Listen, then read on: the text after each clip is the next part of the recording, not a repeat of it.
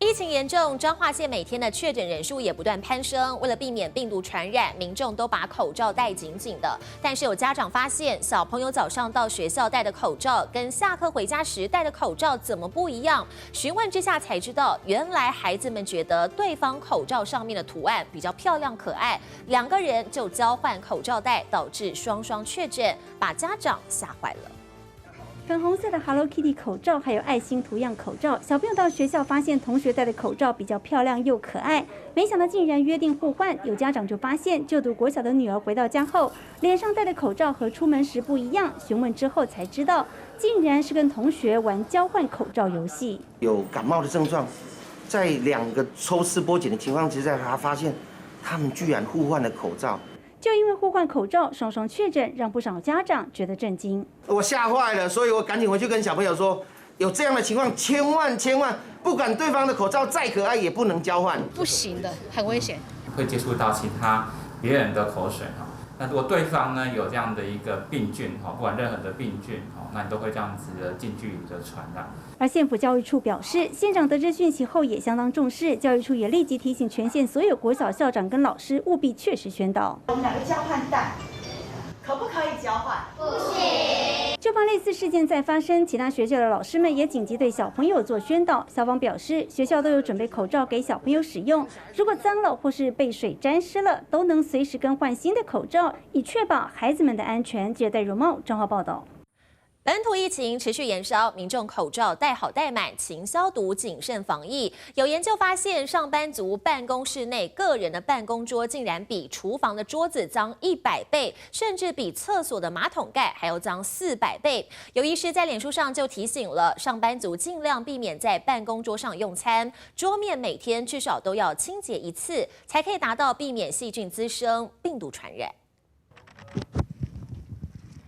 每天进办公室的上班族，你知道办公室哪个地方最容易被忽略打扫、细菌最多吗？答案远在天边，近在眼前，就是自己的办公桌。真的吗？我以为说厕所那边，我以为应该是最多地方，反而是办公桌。 因为办公室都有清洁人员帮忙打扫会议室、茶水间等公共区域，而自己的办公桌最容易被忽略。而就有研究显示，办公桌比厨房的桌子脏100倍，甚至比厕所的马桶盖还要脏400倍。滑鼠，因为每天使用啊，办公桌旁边都会放个消毒液啊，想到就喷一下。 根据研究调查，办公桌上最脏的物品排名，第1名就是电话，每平方高达25127只的细菌。接下来是桌面、键盘，最后是滑鼠。为什么办公桌会最脏？因为我们经常会在办公桌上吃吃喝喝，不经意掉下来的碎屑，细菌容易滋生。再来就是我们桌上经常堆满东西，很容易忘记清理，而且个人物品接触率最高。常触摸的物件就是病菌，如果你刚好是有病毒在侵犯你的上呼吸道，其实这些地方都很有粘连的你的黏膜。医师提醒，除了尽量不要在办公桌上用餐吃东西，也要避免残渣碎屑掉落。每天至少清洁1次办公桌和桌上的物品。记得离开座位时口罩要戴好，回来座位时消毒洗手，确实落实办公室卫生好习惯，才能够避免细菌滋生、病毒传染。接讲王一章，台中报道。 这2天，台南南营天文馆接到民众来电，表示头顶上的太阳不停跟着他，要天文馆想办法处理一下。接到电话的同仁一度以为自己听错了，回应说那个是自然现象。而这件事情被PO上网之后，也涌入了大批网友留言，表示这可能是恶作剧。市长黄伟哲也留言说，要好好看一下自己的投诉信箱。 太阳高挂，但疑似传出有人看不顺眼，致电天文馆，希望工作人员可以处理一下。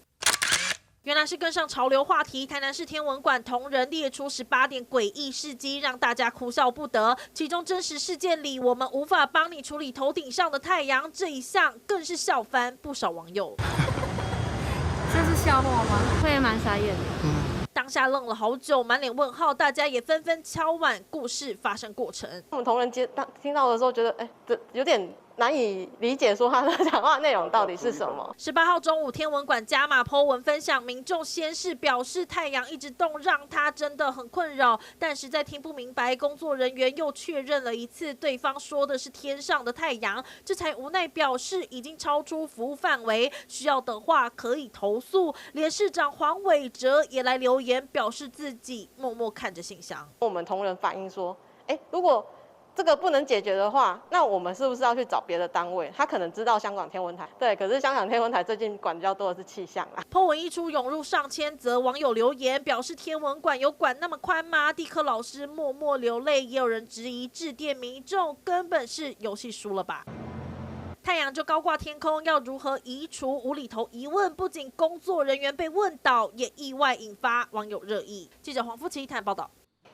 不少人觉得怎么都5月下旬了，还这么冷。去年同时间都已经在开冷气了，但是今年却连冬被外套都还没有收。气象局局长郑明典说，大家的感觉没有错，对很多人来说，这可能是有生以来最凉的5月份，比起同期气候值低了2.18度，是69年以来最冷5月。气象局观测，可能是跟大尺度的大气环流有关。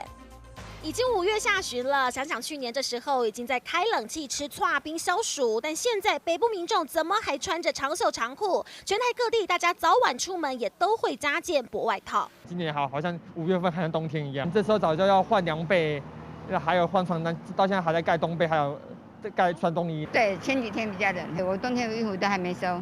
觉得今年5月特别冷的民众，气象局长郑明典就说了：“你的感觉是对的。对很多人来说，今年5月是有生以来最凉的5月。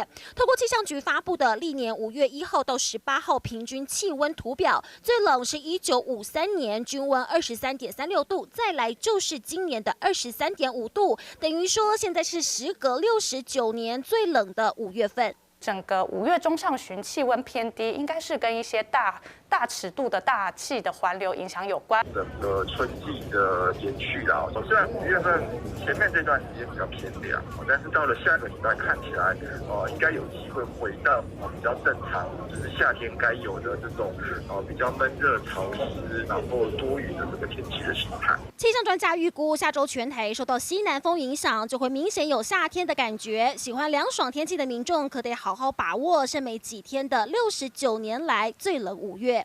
记者黄阳王豪台北采访报道。